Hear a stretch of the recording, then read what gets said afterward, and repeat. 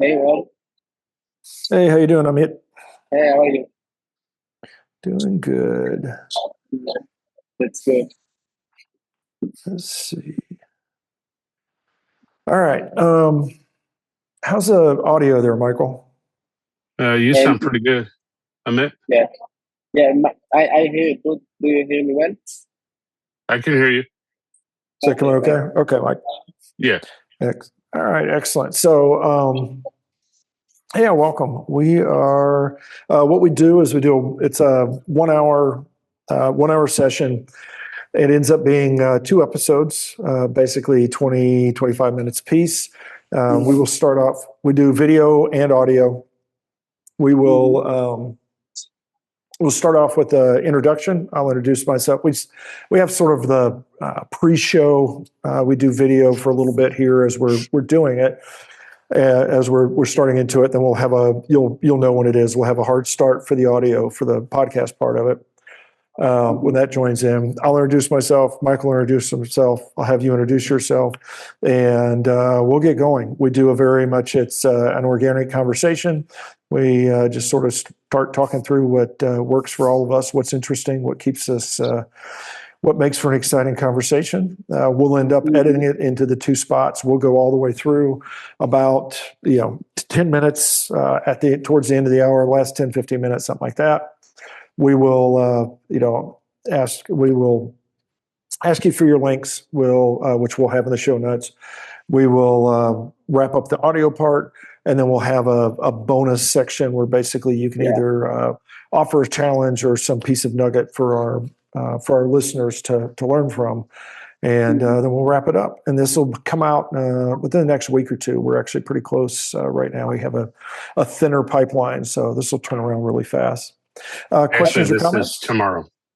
Oh, it'll come out really fast. Okay. And just to make sure, Rob and Michael, right? Michael? Pardon? What was that? Your name, Rob and Michael. Correct. Yes, Rob and Michael. Yeah. Okay, Yep. perfect. And is it Amit? Yeah, me. Amit? Okay, perfect. Okay. All right, then we will dive right into this one. So 3, 2, 1.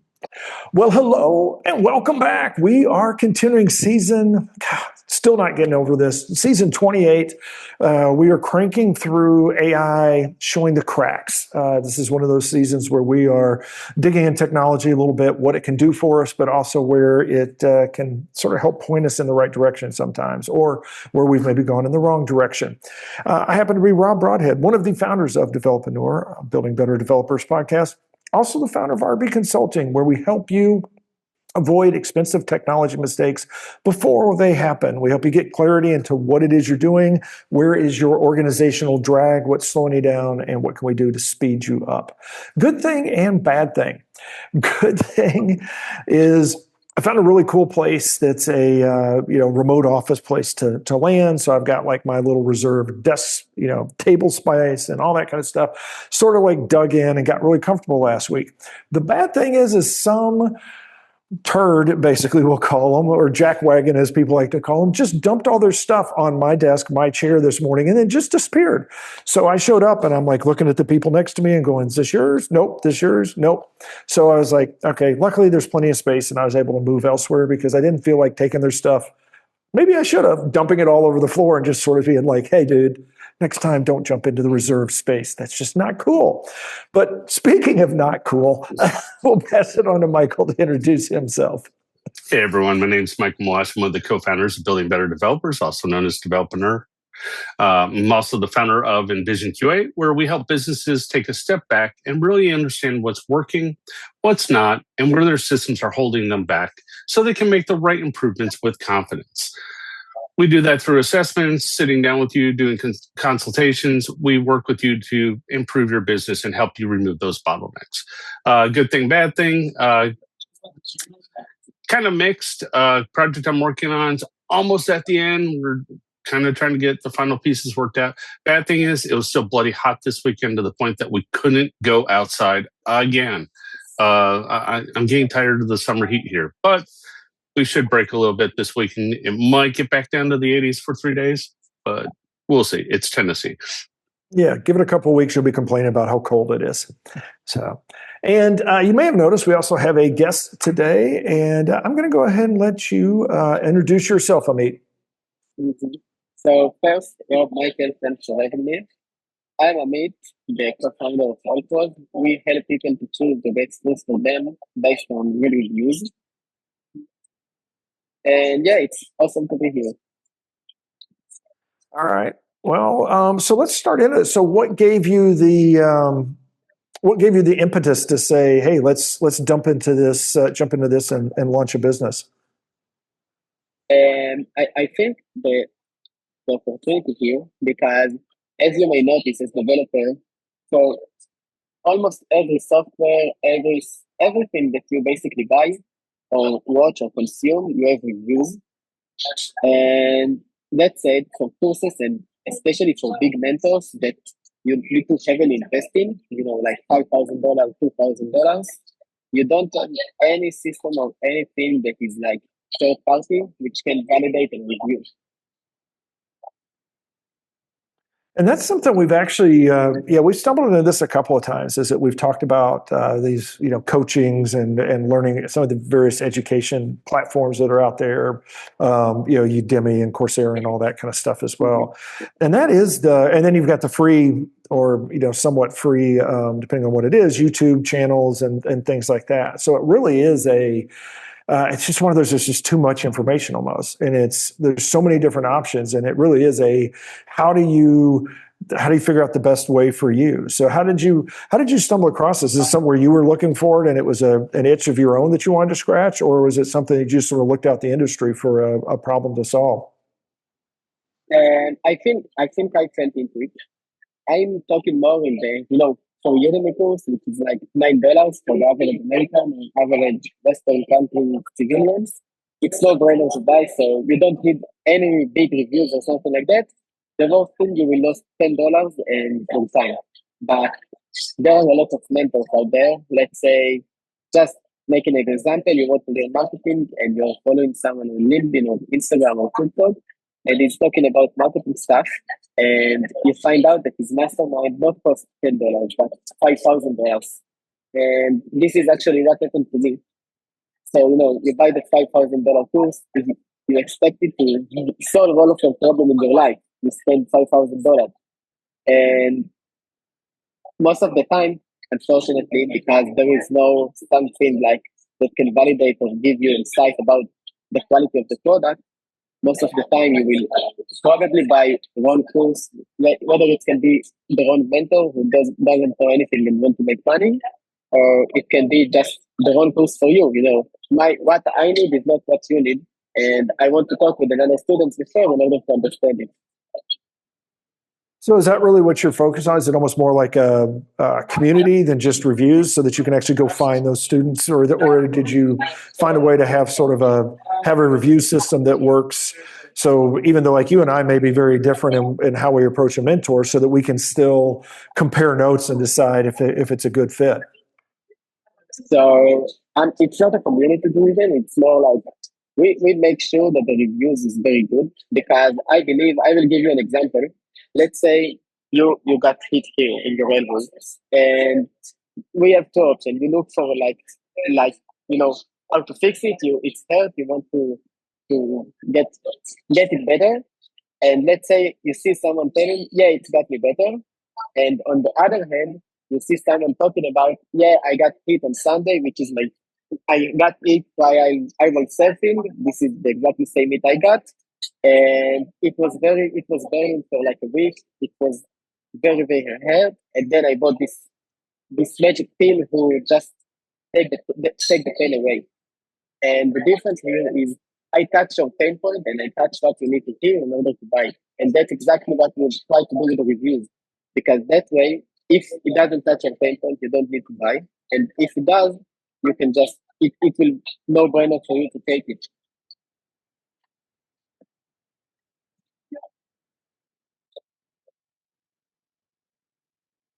Michael. Hey, sorry about that. Couldn't find mute. So,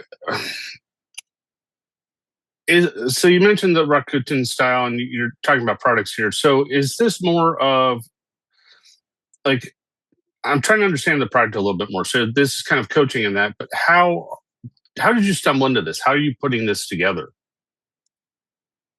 So what we did and what we really tried to do is we took list of mentors in all other topics that people need to trust.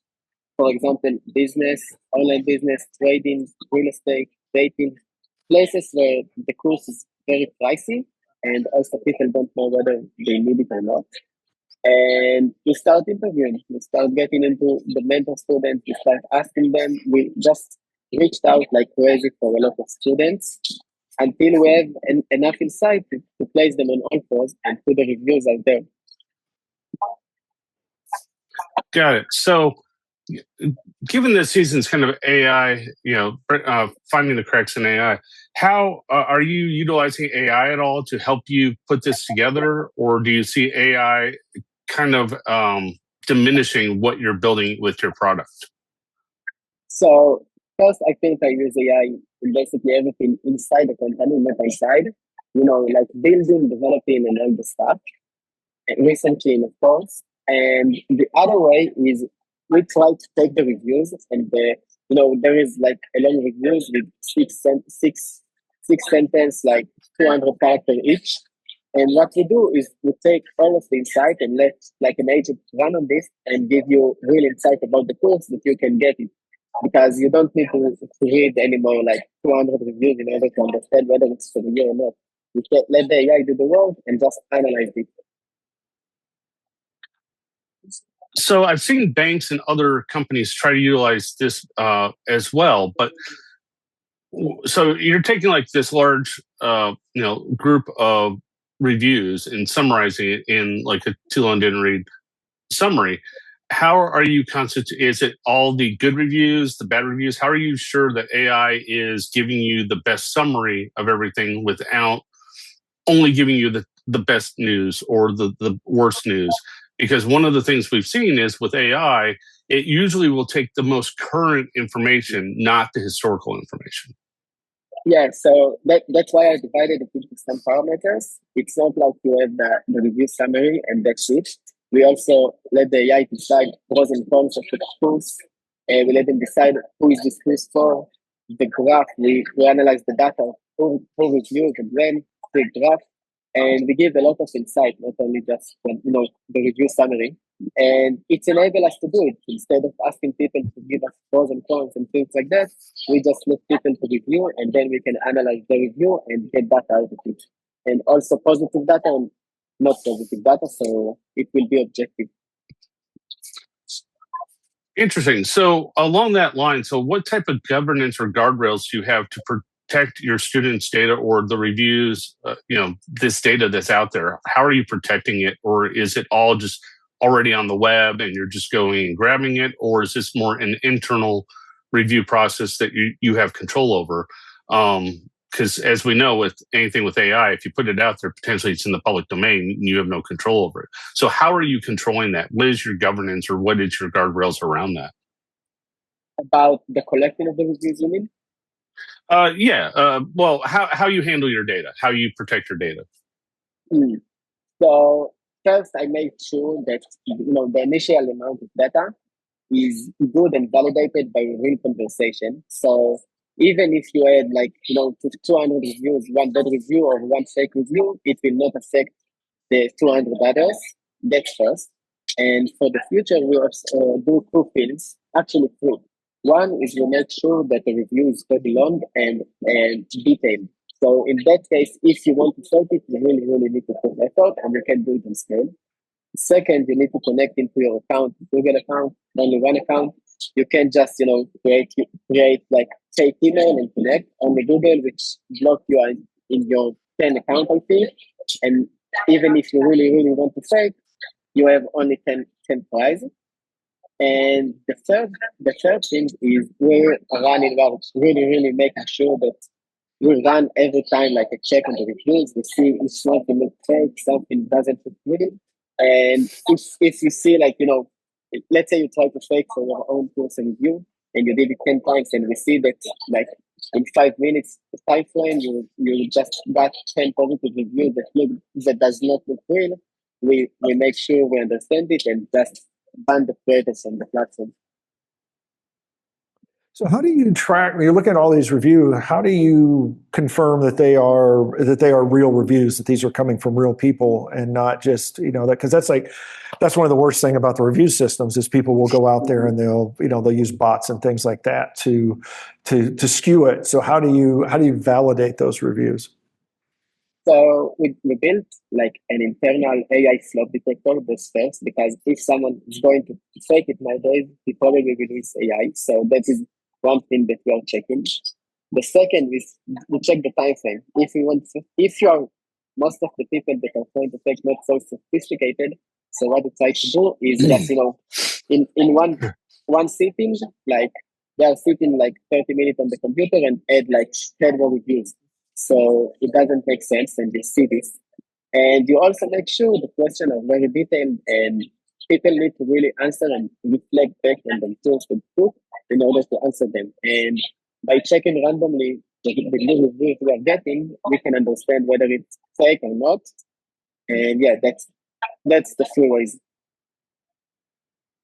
Yeah, it's really interesting because that's one of the things we've talked about actually as well, that it's, you can get like timing and things like that, but then it becomes the challenge of, everybody's using AI to write stuff. So if you look at just, is it written by AI? A lot of times you're gonna get false positives almost because somebody's trying to give a good review, but they don't.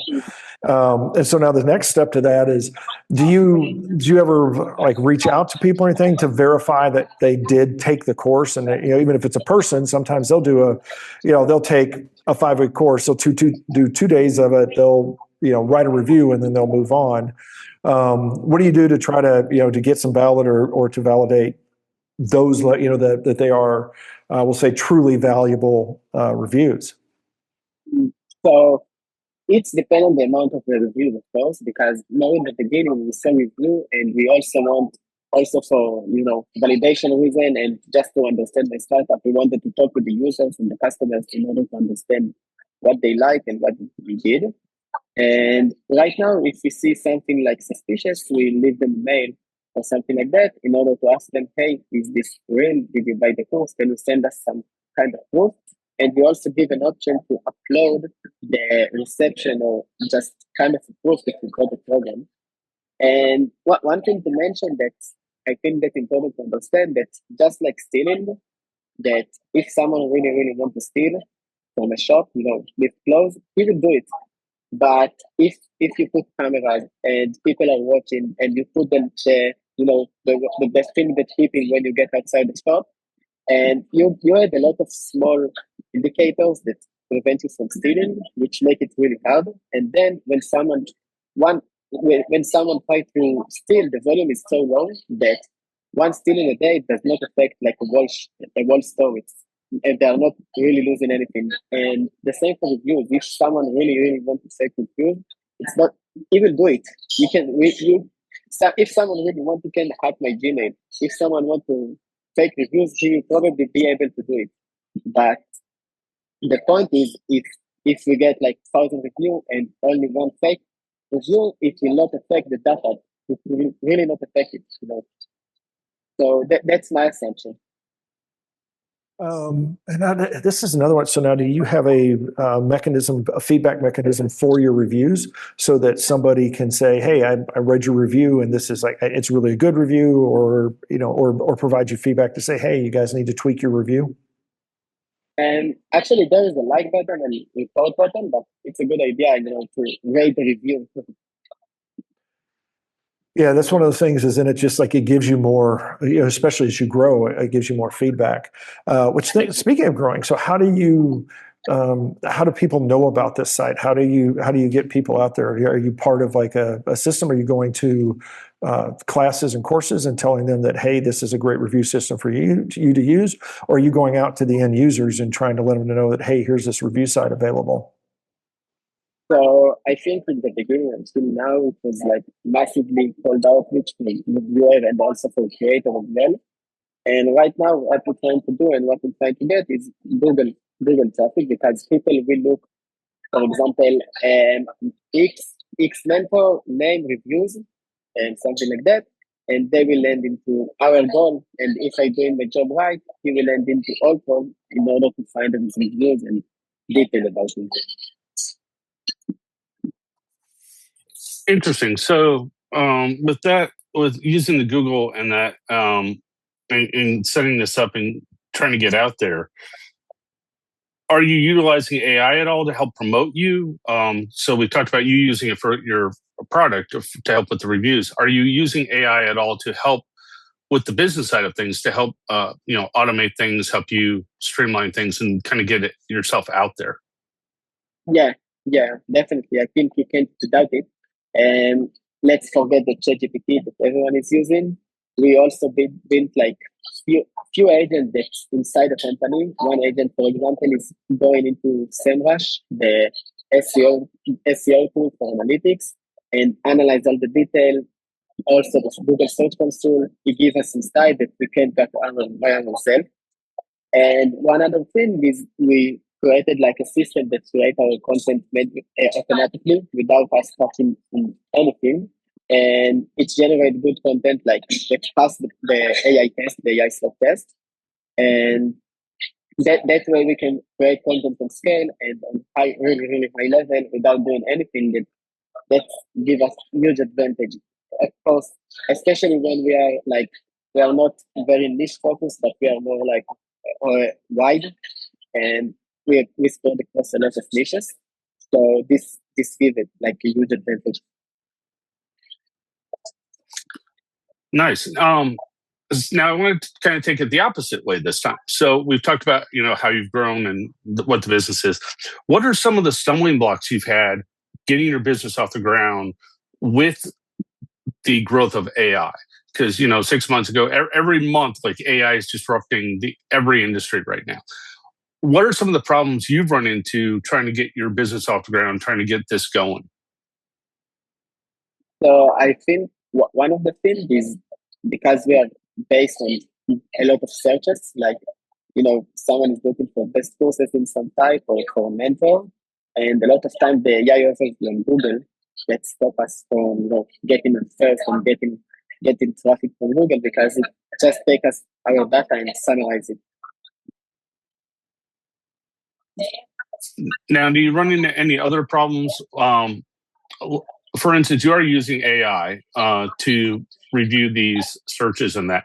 Have you had any instances where it's really hallucinated? I know you have these tools, but has it improved enough that you are getting better quality reviews, or are you still kind of chasing that hallucination effect of the AI models where the tools kind of give you garbage? And the reason I'm asking that is because I know you mentioned you're reviewing these reviews and you're looking for AI, but it's not always AI. Companies pay people to go out and put reviews on sites. We've seen it on Amazon and other sites. So how do you distinguish between those with your AI and make sure that things are on track, that you're getting what you're supposed to be getting? So to be honest, I don't think I nailed it exactly and how to validate and research the reviews before. But what I think is that we really use the AI inside our company in order to build tools to help us to do the manual job faster. For example, we need to go through the reviews. So we let the AI to sort for us the reviews and basically just summarize all the inner data into someone in my company that is just reading it, and it's make his life easier by like 2 hours, 3 hours, even 10 hours per week.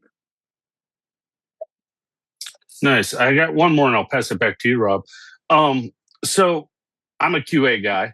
So I'm curious, how are you testing your models? How are you testing your business strategy and ensuring that it's working, that your models are working, that your information is working, and that you're attracting the students to your site? How are you tracking how are you testing that and tracking it? If we are talking in the marketing sense, it's actually very, very challenging because SEO is working on a long time frame. So what we try to do is try to have our assumption over whether they will click it, whether they will look for it, whether they will get look for it and stay in our website, and then we can track and understand our data. And inside the company, because in the end of the day, we are startup that's trying to run fast. What we're trying to do is not like huge testing and get it over and thinking about it non-stop. What we're trying to do is just it's really, really like, yes, this is working, this is not working, next or again. And that is where we're going to pause. Don't worry, we have more to come. We are going to continue exposing the cracks of AI or something like that. We're going to continue on and talk about more importantly, actually, we're going to get a little deeper into some areas that I think will be very interesting to those of you that are trying to build products and realizing that there's more to the product than the software itself. There is the experience that the users have and how they feel about your product. I'm not going to spoil the ending, but you're going to find some more useful stuff next episode as we wrap that one up. That being said, I want to say I appreciate your time for hanging out with us. Go out there and have yourself a great day, a great week, and we will talk to you next time.